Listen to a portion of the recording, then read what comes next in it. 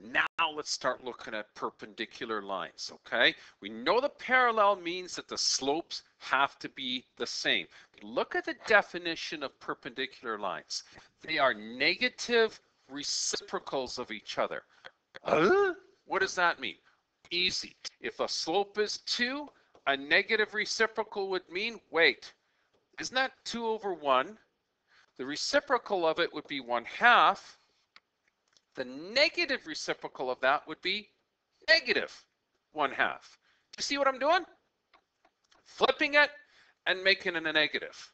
Okay, now here's also the cool thing. It says right here, the product of these two things will always give you -1. So if you're never sure, just multiply them out. Look, multiply this one, that's the original slope, multiply it by -1/2. This works out to be -2 over 2. Answer is -1. Guess what? The product of the original slope and the reciprocal is -1. Ta-da! Okay, so what about something that has a vertical line and an undefined slope with a horizontal line? Oh, wait a second. Okay, hold on.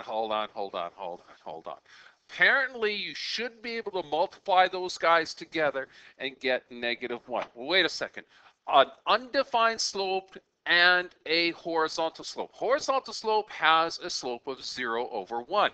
An undefined slope would then have the reciprocal of that, which was 1 over 0, and it would have to be a negative. But check this out. You can actually cancel out the zeros, right? Giving you -1 over 1, which is -1. I know you got the 0 on the bottom here, which is kind of weird, but remember, that's what makes that slope undefined. So canceling that out, you still get that value of -1 when you multiply the two slopes together. Kind of a neat way of looking at things. Okay, so let's look at a practical example here. Here we go. All right, let's see if this actually works. If you look at this particular question, I have two beautiful points here, here and here. And look at this. We have a rise of 1, 2 for this. We have a run. So that's what gives us a slope of 2 over 1, or just plain old 2. Now, a perpendicular to this should be -1/2. Let's check out this other slope over here. Look at this slope. We're starting from here and going to here. So we've got a rise here of 1, a run of -2. Okay, so rise of 1 over -2. And in fact, take a look at that. Look how they are negative reciprocals of each other. Flip it, make it a negative. And when you multiply it out, check this out. I've multiplied it out. 2 times a -1/2, I get -1 as an example, or an answer. So remember, when you multiply perpendicular slopes, they're always going to equal to -1. Okay? Look at this one again. Look at our horizontal and vertical lines. You know that from a fact, that they actually will be 90 degrees. You know that. So again, if you know that that's going to be 90 degrees, they are definitely perpendicular to each other.